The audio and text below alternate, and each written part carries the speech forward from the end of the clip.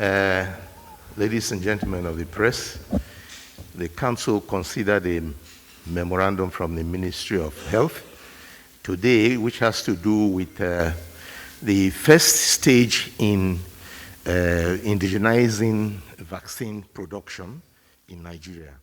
We are talking, first of all, the routine vaccines, the one we call the expanded program on immunization, not COVID-19 vaccine. As you know, government has a joint venture agreement and formed a company that's called BioVaccine Nigeria Limited, which is to start producing vaccines domestically.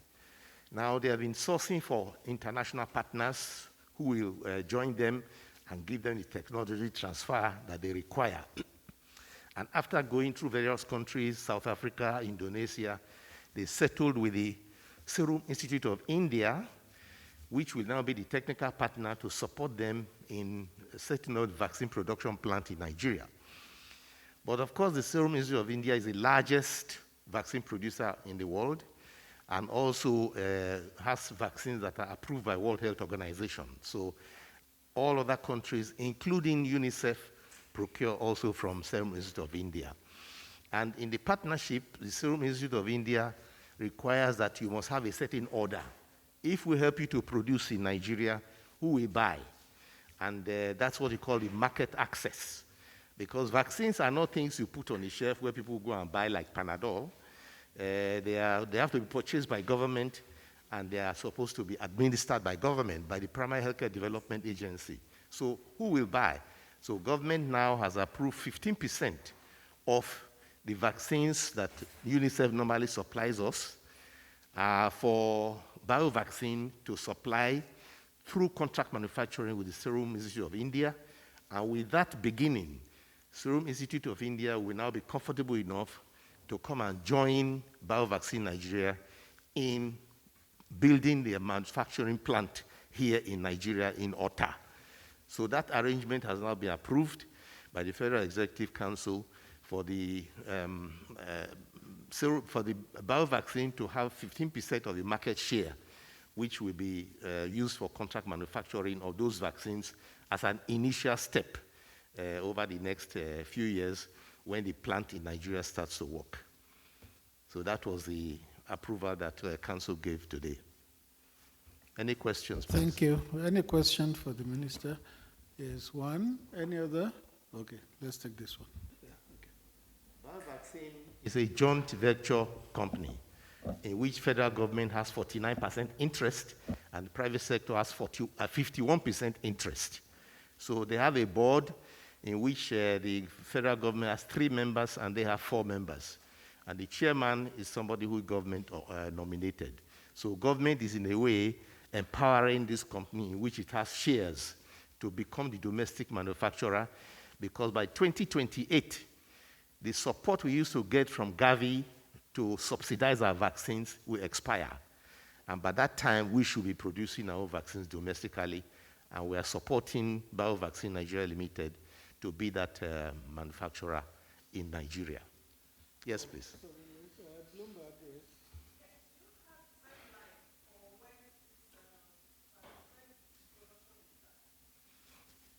The production, the contract manufacturing that that was approved today will be done in India for BioVaccine.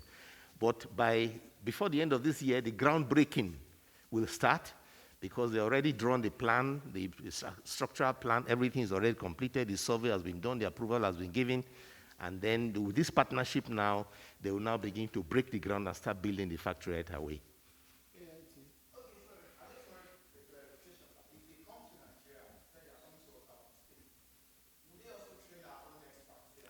Yes, of course, it's technology transfer. And it's like bringing the old technology and domiciling it with BioVaccine Nigeria Limited in Nigeria, along with the staff training. In fact, the staff training has already begun. It's gone on. Part of the training has been in South Africa, part of the training has been in South Korea. And of course, Serum Institute of India will now do the rest. And during the course of technology transfer, of course, there's also be a handover of knowledge and skills.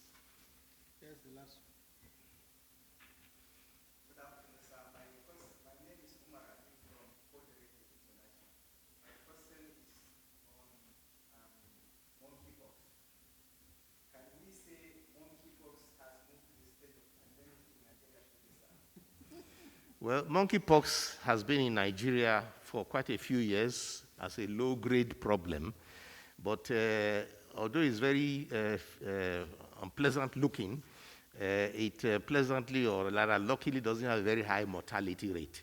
So of all the over 818 or 820 cases we have seen in Nigeria, there have not been more than 7 fatalities.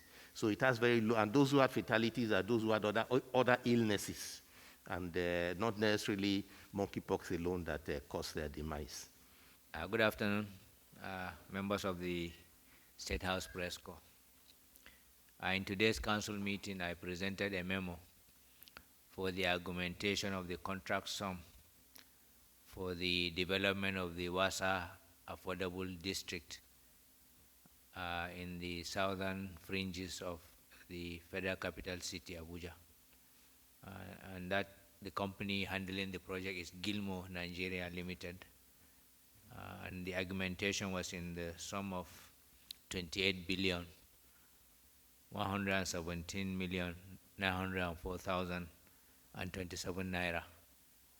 The initial contract for that project was awarded in 2014 at the sum of 56 billion.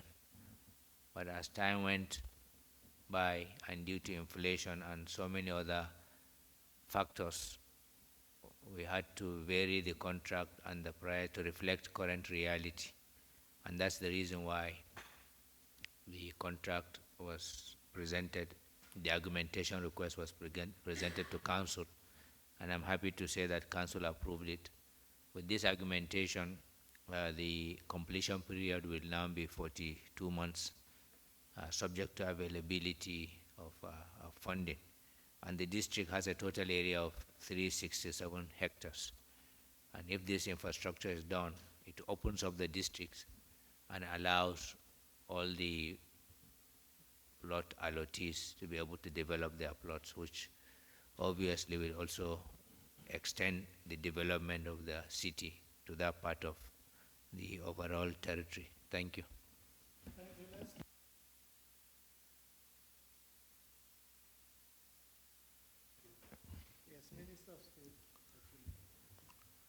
Council today approved a contract to Messrs. Black Springs Limited to construct internal roads and drainages in a gas hub, NCDMB gas hub, located at Polako in Bayelsa State. The gas hub is to encourage the development of companies that will process our gas and develop our gas, and to try to deepen the use of gas internally and to be able to produce gas for, to process our gas for exports, to also to construct cylinders. Already there are companies that are in the gas hub. Shell Nigeria Gas is already located in the hub. Ron Gas is already located in the hub. So these drainages and roads and the developments in that hub is expected to encourage more companies to come into that hub to be able to deepen our development of gas. This is in furtherance of our commitments to the decade of gas, which as declared by Mr. President from 2021 to 2030. So good afternoon. The Ministry of Works and Housing presented a policy memorandum, and the purpose of the policy memorandum was to seek better enforcement of the financial regulations of government, especially the revised 2009 regulations with regards to valuation process for plants, equipment, land, property, and machinery, and also how they are disposed of when they reach the end of life. This policy memo is premised against the context of the Executive Order 11 that enthrones maintenance as a conscious government policy. And we think because of that, government assets should last longer than the life cycle usually prescribed in the existing financial regulations such as 4 years for vehicles and for other plant and machinery. The other context behind the policy memo was also in order to help government manage its expenditure in the face of revenue challenges on certain items of governance on which government can spend less if, as a result of policy, government takes certain action. For example, if you slow down the depreciation policy on vehicles, for example, your replacement rate is slowed down as well.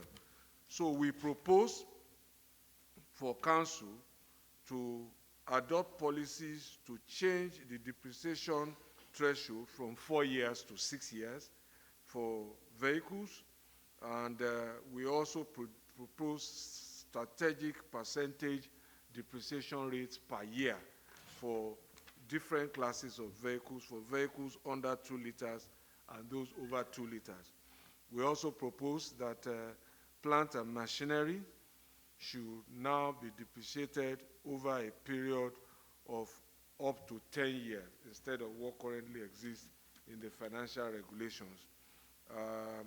We also propose that ministries, departments, and agencies, heads of the ministries as accounting officers and the ministers must sign off now on requests for valuation of properties, especially when agencies are trying to buy properties, because we see that sometimes the ministers are not even aware, or the permanent secretaries, that proposals are being made for acquisition of those type of assets. Essentially, council approved all of the policy recommendations, and they should go to the Ministry of Finance, who are in charge of making the financial regulations in order to effect the necessary regulations.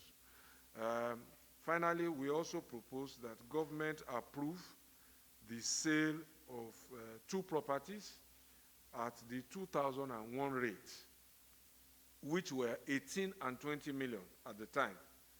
Those were the market values of those properties, but they were interestingly sold at 5 million and 2 million in 2001. So we've said that government should approve that the buyer should pay the open market rate at that time in order to consummate the transaction. They were properties sold as a result of a prosecution for narcotics by NDLEA. So they were proceeds of drugs crime, but the valuation process followed the NDLEA Act instead of the financial regulations. So essentially, those policy proposals were approved by government. Thank you very much. Thank you. So if you have questions for the chief minister, Addresses of the properties were, the first one was a 4-bedroom bungalow with 2-room boys' quarters at Adeni Jones in Ikeja, Lagos. And the other one was a 5-bedroom duplex with 2-room boys' quarters at Amadason Street, GRA Koi. So they were sold for 5 million and 2 million respectively in 2001. At that time, the valuation we got was that if they were properly valued, they should have been sold for 18 million and 20 million respectively.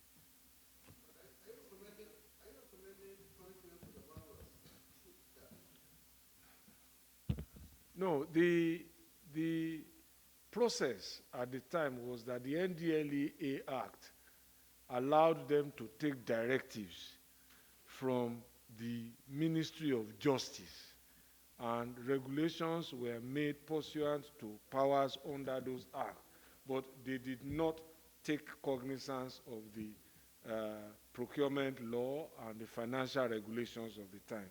So we are now saying, going forward, that the financial regulations must take precedence. So those are all of the proposals that will come as a new law when the Ministry of Finance finishes with them. So what do you want me to repeat again? That you cannot have different regulations for the disposal of assets that have been forfeited to government. They must be subject to one superior procedure. Thank you very much. With respect to the Kuje what? Go ahead. Kuje Pegi Road. Yes, it's one of these projects that we had planned to see if we can actualize it before the end of this administration. And as you know, it's part of what we call the Regional Road 105, for which there's an ongoing contract now from the expressway right into the Tipper Garage Junction at Kuje. But the other one, Peggy Engineering, is working on it, and it's going to be a massive road project that I don't think we'll have enough funds to really actualize it, but we'll see what is possible. With regards to the total sum for the project I just mentioned, I have written everything here, which I'll give to you, but actually the initial contract was 56 billion. Then we needed to augment it by an additional approval of 28 billion. So all in all, it's now going to be 85 billion. But of course, note that 35% of the project had already been executed. Thank you.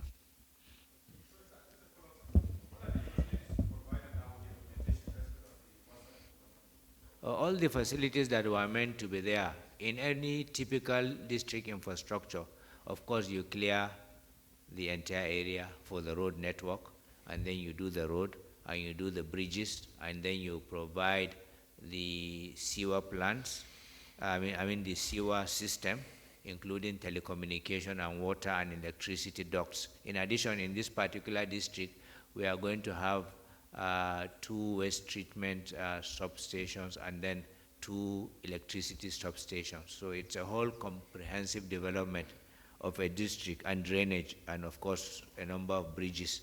And that's an area of 367 hectares. So you're talking of something that is probably the size of Maitama. So it's quite large. Thank you.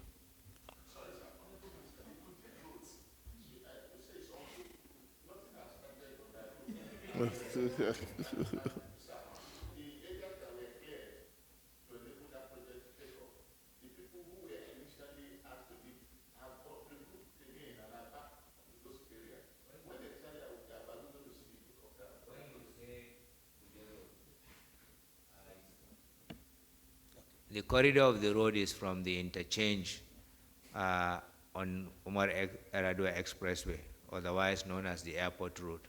And for you to construct a road, you do soil analysis.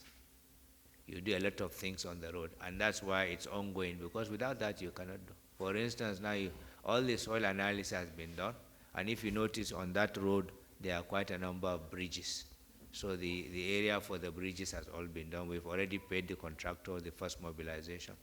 And so you will not see them scraping the road. Obviously, you don't do that. Now you have to finish all these preliminaries before you go actually. And even if you do that, we'll make sure that there is some kind of alternative for commuters to be able to ply the road before the main thing is being done.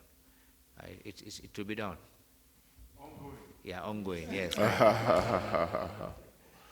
Well, the contract sum for the drainages and the construction of internal roads at the Polaco gas hub is 2.044 billion.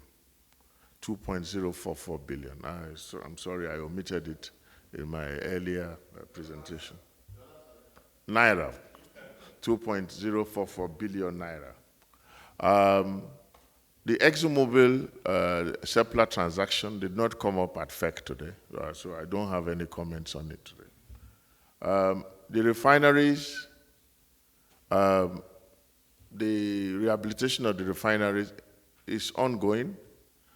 As we said earlier, Port Harcourt refinery, the old refinery in Port Harcourt, which is about 60,000 barrels per day capacity, will be functional by December. And of course, we still have some time in the contracting time to conclude the rest of Port Harcourt refinery. Work in Kaduna and Warri refineries is also progressing very well. We will soon be embarking on an inspection visit, and some of you journalists will be able to go with us to ascertain for yourself what the extent of work is. On the CNG development, it's very much in progress. That is part of the promises we made to be able to, so part of the things we want to put in place before the removal of subsidy. Subsidy has still not been removed because some of these conditions that were agreed upon have not been met, and we are definitely working assiduously to ensure that all the facilities are in place, the pumping stations and the conversion kits. I can assure you that work is going on very much in that regard. We may not be in a position to announce exactly what we are doing now or where we are, but I can assure you that work is very much ongoing. Yes, on Tukurmamu, the DSS is handling that, and they have given updates, I think two times or 3 times. And the DSS has said for now, it will not be speaking on it again because the matter is already in court. In fact, if you check the papers today, the case had been filed. So we shouldn't speak on that for now. Thank you. Minister. Well, we're still on course, and you might have heard that I had to, as it were, call in onto a program yesterday just to provide some clarification. It's a combination of the work that is being done and also the traffic and the behavior of drivers and commuters, as well as elements, heavy rainfall recently that is causing the discomfort. Once again, I use this medium to apologize and to empathize to citizens, commuters who need that place to get on with their lives.